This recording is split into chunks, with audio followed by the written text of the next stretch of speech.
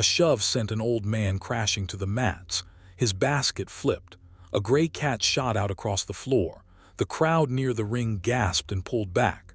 A young man in a black gi stood over him, laughing. He'd knocked the old man down on purpose. "Move it, Grandpa," he said. "You're blocking my light." The old man didn't cry out. He didn't even look angry. He reached down, gathered the cat back into its basket, and slowly pushed himself up. His hands were shaking. His back was bent. His name was IP. And years before, this frail old man had put his hands on a skinny teenager and taught him everything. That teenager became Bruce Lee. Nobody in that gym knew it yet. What happened when the champion threw his first punch made 300 people forget how to breathe. Stay with me on this one. Let me back this up a little. Because to understand what happened, you have to understand who was standing where. It was the spring of 1967 in Oakland, California. A martial arts exhibition packed into a converted warehouse gym off the main road. 300 people, maybe more, crammed onto folding chairs and along the walls. Fighters from a dozen schools. A raised ring in the center, ropes and all, lit by work lamps hung from the ceiling. The man in the black gi was Dwight Falk. 26 years old, 6'2", 210 pounds of muscle that he showed off every chance he got. And here's the thing you need to know about Dwight. He was good. That wasn't a lie he told himself. He'd won the regional karate title 2 years running. He had trophies at home tall enough to lean a broom against. When he walked into a room, other fighters got quiet. He liked that. He fed on it. Dwight was the headline act that day. His name was on the flyer in big black letters. He was supposed to close the show with a breaking demonstration, boards and bricks, the whole circus. He'd been telling everyone for a week that he'd break a stack no man in California could touch. So when he showed up that afternoon, he wasn't just a guest. In his own mind, he was the reason everybody bought a ticket. He'd spent the whole morning walking the floor like he owned it, slapping backs, letting younger fighters shake his hand, soaking up every eye that landed on him. That was the fuel he ran on, attention, and he wanted all of it. Now, across the gym, near a side door, an old man came in slow. He came in on the arm of a younger Chinese man in a gray suit. The old man was small, stooped. His hair was white and thin, combed straight back. He wore a plain dark jacket buttoned to the throat, the kind of jacket a man keeps for 30 years. He moved like every step cost him something. One hand held a cane, the other held the handle of a woven basket. And in that basket, curled up small, was a gray cat with a torn ear and a scar over one eye. The cat's name was Loon. It didn't squirm. It didn't cry. It just watched the room with two steady yellow eyes, like it had seen everything already and wasn't impressed. Nobody paid the old man much attention. A few of the older Chinese instructors stood when he passed and dipped their heads. But most of the crowd looked right past him. Just somebody's grandfather, they figured. Somebody brought along so he wouldn't be left alone at home. They were wrong. Dead wrong. The younger man in the gray suit had been his student, years ago, back across the ocean. He'd spent good money to bring his teacher across the water for 1 week, to show him what had grown from seeds the old man had planted a lifetime before. He'd introduced him to the organizers that morning as an honored guest. A great teacher, he'd said. A master. The organizers had smiled and nodded the way busy people do, and then they'd forgotten all about it because there were 300 chairs to fill and a champion to keep happy. So the old man was given a folding chair near the ring. He sat. He set the basket on his knees. He rested one thin hand on the cat's back, and he waited for the show to start, the way a patient man waits for anything. He watched the fighters warm up on the mats with a quiet, steady interest, the way an old carpenter might watch younger men build a house. Now and then his eyes followed a movement and something small flickered in them. He didn't say a word. He just watched and stroked the cat and waited. Here's what nobody in that gym understood. The frail hands folded over that basket had shaped one of the most famous fighters who ever lived. Decades earlier, in a cramped upstairs room half a world away, this same old man had taken a wild, angry teenage boy and taught him how to move, how to feel a punch before it landed, how to turn a bigger man's force back on him like water turning a stone. That boy had grown up, crossed an ocean, and lit the world on fire. That boy was Bruce Lee, and the man who taught him was sitting 10 feet from a karate champion who was about to make the worst mistake of his life. Dwight didn't know any of that. All he saw when he came stalking around the ring to check the lighting for his big finish was an old man and a cat parked right where he wanted the crowd looking, right in his light. And Dwight Falk did not like sharing his light with anybody, so Dwight shoved him, you saw that.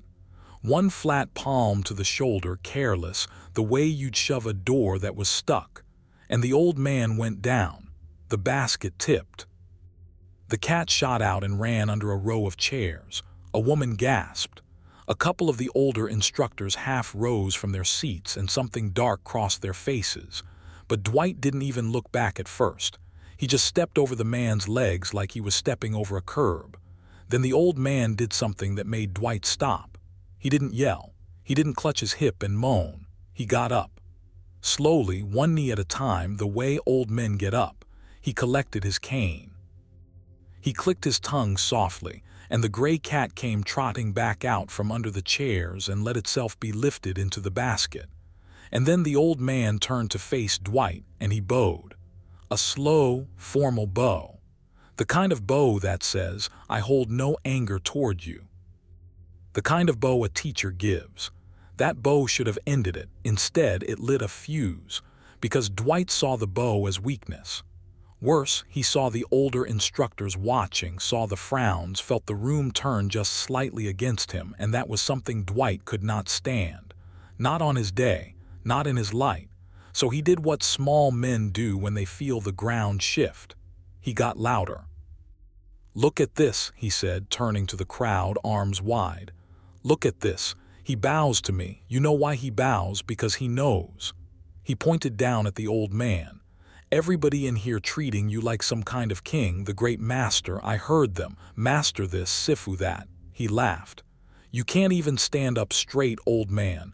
What are you master of? Naps. A few people laughed, nervous laughs. The kind you let out because the silence is worse. The old man said nothing. He just held his basket and watched Dwight with those calm, tired eyes. And that calm, more than anything, drove Dwight over the edge, because you can shout down anger. You can meet a raised voice with a louder one. But there's nothing to grab onto in a man who simply looks at you and isn't afraid. It made Dwight feel small, and he hated that feeling more than anything in the world. Prove it, Dwight said. He'd stopped smiling now. You come into my show, you sit where I need the crowd looking, and everybody treats you like you're somebody. So prove you're somebody. You want respect in a fighting hall, earn it. Show me one thing. One. The gym had gone quiet, really quiet now. 300 people, and you could hear the work lamps humming. The old man looked at Dwight for a long moment. Then he set the basket down on the folding chair, gentle, so the cat wouldn't spill. He straightened his jacket. He didn't take a stance. He didn't raise his fists. He simply stepped onto the edge of the mat, planted his cane off to the side, and stood there with his hands loose at his sides, feet a little apart. An old man standing in the middle of a fighting hall like he was waiting for a bus. And then he spoke for the first time. His voice was thin and quiet, but in that silence everybody heard it. You are strong, he said in careful English.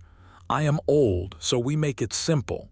He lifted one hand and gestured at his own chest. You push me.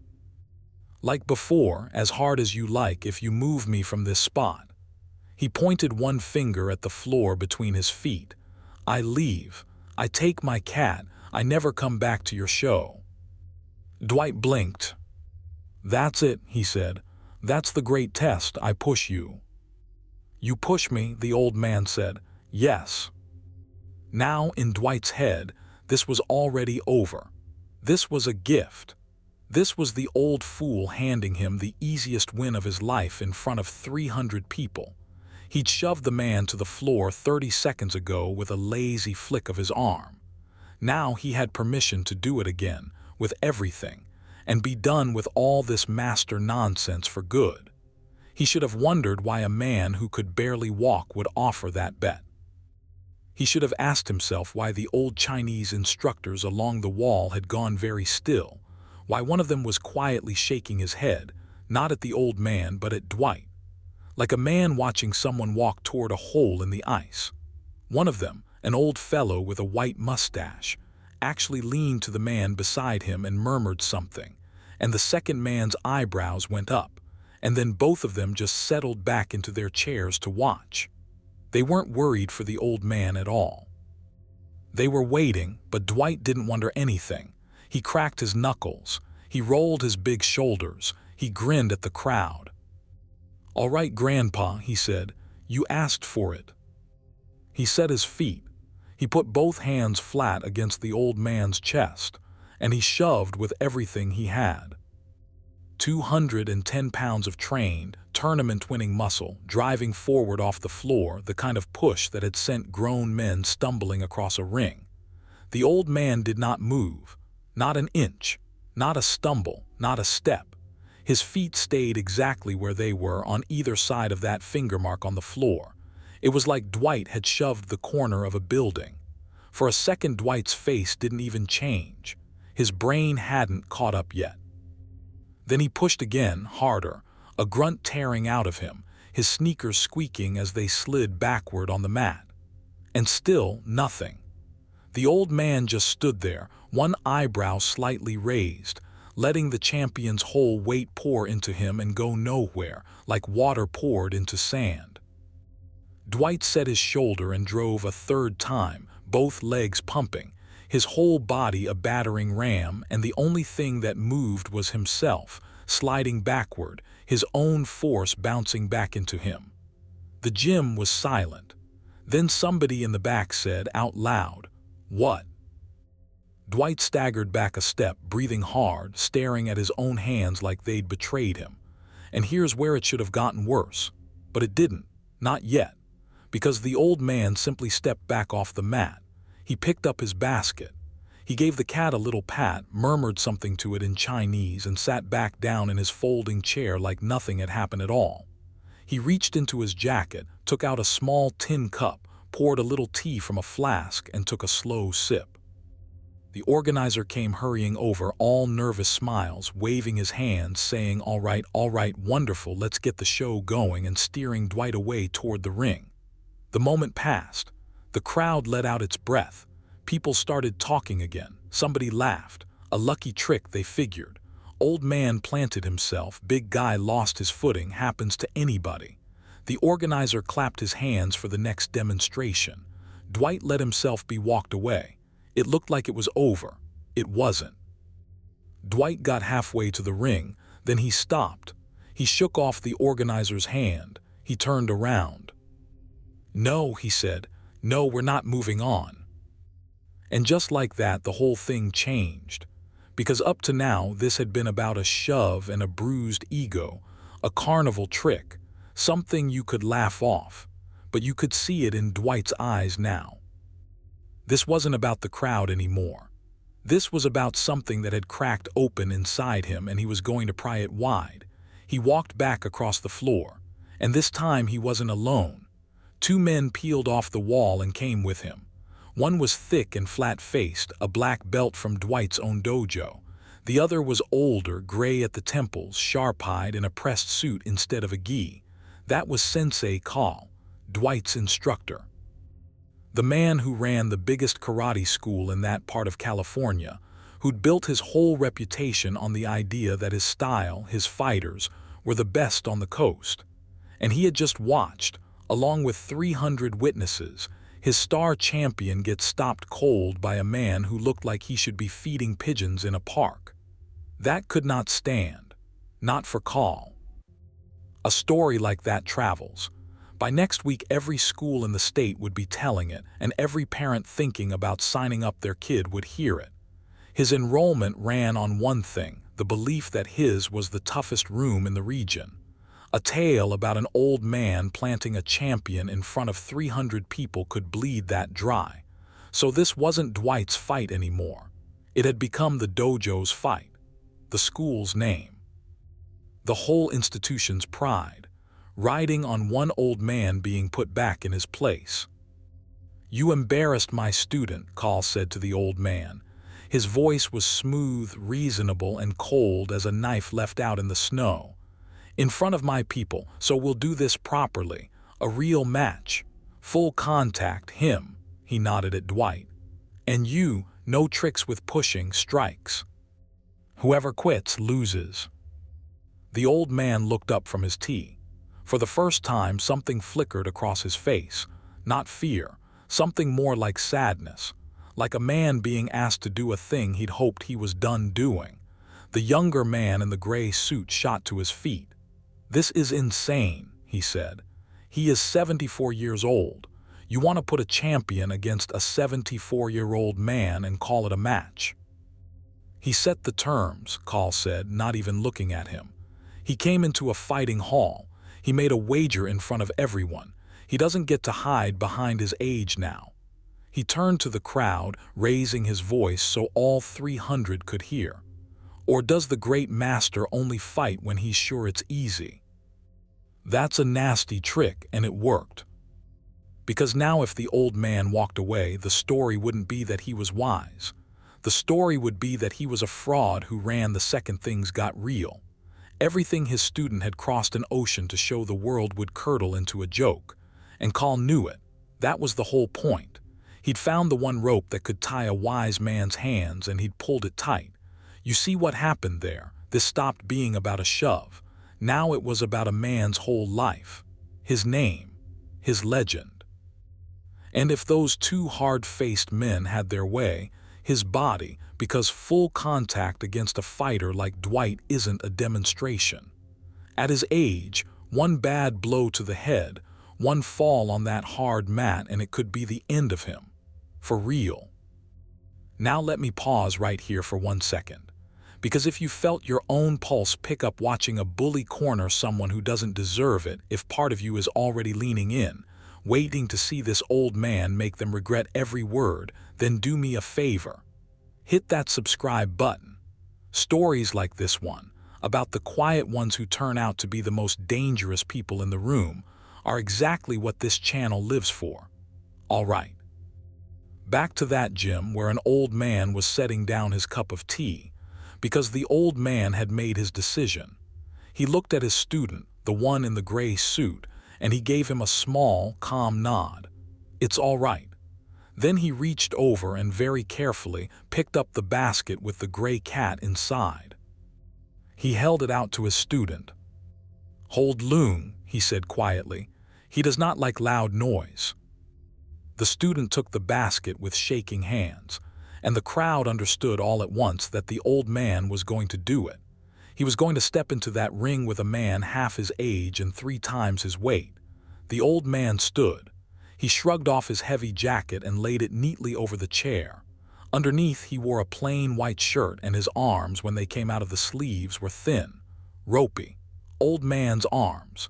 Somebody near the front actually winced. He walked to the ropes. Carl's black belt held them apart for him, mockingly polite. The old man ducked through, slow, and stepped up onto the raised mat, into the hard white light of those work lamps. Dwight climbed in after him and rolled his neck until it cracked, and the gray cat in the basket turned its scarred head and watched. The organizer tried one last time to stop it. Carl waved him off.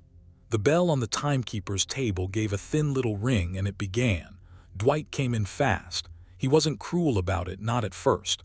Some part of him still thought this was a formality, that he'd tag the old man once, the old man would fold, and honor would be served. He threw a jab, a test. A quick straight punch aimed at the old man's shoulder, pulled just a little. He never landed it. The old man's hand came up, one hand, soft, almost lazy, and brushed the punch aside. Not blocked, brushed, like waving away smoke. And in the same breath his other hand was already moving, flowing straight up the center between them, and his open palm tapped Dwight lightly on the jaw. Tap, just enough to say, "That was your face. I could have taken it." Dwight jerked back, startled. The crowd made a low sound. Now Dwight got serious. He came again, and this time he meant it. A real combination, the kind that had won him titles. Jab, cross, hook, fast and heavy, his fists cutting the air with a sound you could hear in the back row. And here's the thing nobody watching had ever seen before. The old man didn't go backward. He went forward. He stepped in, right into the storm, close, chest to chest, and he did something with his hands that looked like nothing at all. His arms rolled and stuck to Dwight's arms, wrists rolling over wrists, and every single punch Dwight threw got folded down, turned aside, trapped, redirected before it was even halfway born. It was like Dwight was trying to hit a man through a spinning wheel. His own strength kept coming back at him, tangling his own arms, pulling him off balance. This was Wing Chun. Close range, dead center, sticking hands. The exact thing that frail old man had drilled into a skinny teenage boy in an upstairs room a lifetime ago. Every trap, every roll of the wrist, was a move he'd repeated 10,000 times before Dwight Falk was even born. And the crowd, watching a 74-year-old man make a champion's fists disappear, went utterly silent. The harder Dwight swung, the more helpless he looked, and everybody in that room could feel it now. This was no lucky trick. Dwight lost his temper. That was the end of him. He reared back and threw the biggest right hand of his life, everything behind it, aiming to take the old man's head off and end the shame. The old man wasn't there. He'd turned just slightly off the line and the punch sailed past his ear. And now Dwight was overextended, all his weight forward, arm out, wide open. And the old man finally stopped being gentle.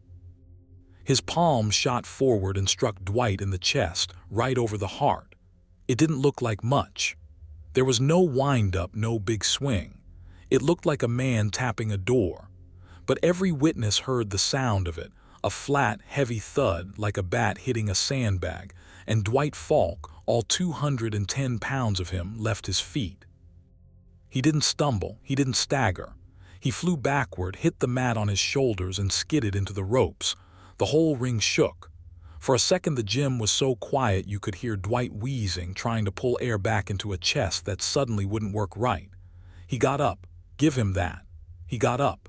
His face was gray and his eyes were wild. He staggered forward and swung again, wild now, no technique left, just fear and fury. The old man slid inside it, caught his arm, turned his hip, and Dwight went down again. Folded, one arm pinned up behind him, driven onto his knees on the mat. And that was the picture. That was the moment the whole thing had been building toward. The undefeated champion on his knees, held there by a single thin hand, unable to rise. And standing over him, breathing barely faster than before, an old man with white hair. Dwight stopped fighting. He just knelt there, chest heaving, staring at the mat. And that's when the side door of the gym opened. A man walked in out of the daylight. Young, lean, moving like a cat in a dark jacket, sunglasses pushed up on his head. And the second he came through that door, the crowd began to stir, a ripple, a wave of whispers, because plenty of people in that room knew that face. It was already on its way to being the most famous face in the world. Bruce Lee stopped dead just inside the door. He took in the ring, the champion on his knees, and the old man standing over him.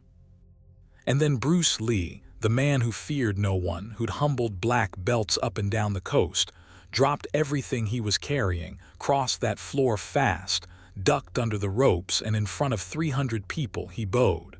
Low, deep. The kind of bow you give to only one person in your whole life. "Sifu," he said, "teacher." The word went through the crowd like a current. Every head turned. Every whisper became the same whisper, past chair to chair, wall to wall. That old man, that's the one, that's who taught him, that's Bruce Lee's master. And down on his knees on the mat, Dwight Falk finally understood exactly who he had shoved to the floor. The old man let go of Dwight's arm. He stepped back and he offered his hand, not to shame him, to help him up. Dwight stared at that thin, wrinkled hand for a long moment, the same hand that had just thrown him across a ring like a sack of rice, and then he took it. The old man pulled, and there was that strange strength again, quiet and complete, and Dwight came up off his knees. They stood there face to face, the champion and the old man, and nobody in that gym said a word. "You are strong," the old man said again softly, just the two of them now. "You are fast. You have trained hard for many years, all of that is true." He paused. "But you used it to push down a stranger to feel large. That is the one thing I cannot teach a man out of. He must find it himself." Dwight's jaw worked. His eyes were wet and he didn't try to hide it, and somehow that was the bravest thing he'd done all day. "I'm sorry," he said. His voice cracked on it. I didn't know who you were." And the old man shook his head gently. "That," he said, "is the whole lesson. You did not know who I was, so you decided I was nothing." He tapped Dwight lightly on the chest, over the same spot he'd struck, but soft now. "Every person you meet, you do not know who they are. The small ones, the quiet ones, the old ones in the corner with a cat. Treat the weakest man in the room as if he might be your teacher, because one day—" He glanced over at Bruce and the smallest smile touched his face. "One day he might be." Dwight nodded. He couldn't speak. He bowed instead, clumsy, too deep, the bow of a man who'd never really bowed to anyone in his life and was learning how right there on the spot. And the old man returned it, precise and small. Sensei Call had gone very quiet by the ropes. He didn't say anything about the dojo's honor anymore. There was nothing left to say. He gathered his black belt with a look and slipped out a side door, and honestly, most people didn't even notice him go. The story that would travel now wasn't the one he'd wanted. It was a better one. Bruce Lee took his teacher's arm to steady him down the steps. The younger man in the gray suit came forward with the basket, and the gray cat, Loong, stood up and put its scarred front paws on the rim to greet the old man as he came near. The old man gathered the cat up against his chest, and the cat pushed its head into his jaw and stayed there. And here's the part I like best. Dwight Falk didn't slink away. He walked over, past his own instructor, who was already gone, and he stood in front of the old man one more time, and he asked, quiet as a boy, "Would you teach me?" The old man looked at him a long moment. Then he reached out and scratched the cat under the chin, and he said, "Come to my student's school on Monday. Wear something you do not mind getting dirty, and leave the trophies at home." That got a laugh out of the crowd, a real one this time, the good kind. They say Dwight showed up that Monday, and the Monday after that. They say the man who used to shove strangers to feel tall spent the next years learning how to be soft, how to yield, how to stop meeting force with force. They say he was never a champion again in the tournament sense. He didn't care. He'd found something the trophies never gave him. Now think back to how this started. A shove. One careless, arrogant shove that put a frail old man on the floor for the crime of sitting in the light. That's where it began. And it ended with a bow, the champion bending low to the same man he'd knocked down, asking to be taught. That's the whole thing, really. That's the lesson the old man paid for with a single palm strike. Strength isn't the loudest thing in the room. Very often it's the quietest. It's the old man in the corner you walked right past. It's the stooped figure with the cat in the basket, the one nobody stood up for, the one everybody assumed was nothing. The truly dangerous people rarely announce themselves. They don't need to. They sit quietly, they sip their tea, they wait. And they only stand up when somebody forces them to. Dwight Falk learned that the hard way on his knees in front of 300 people. And the old master, he just picked up his cat and went home.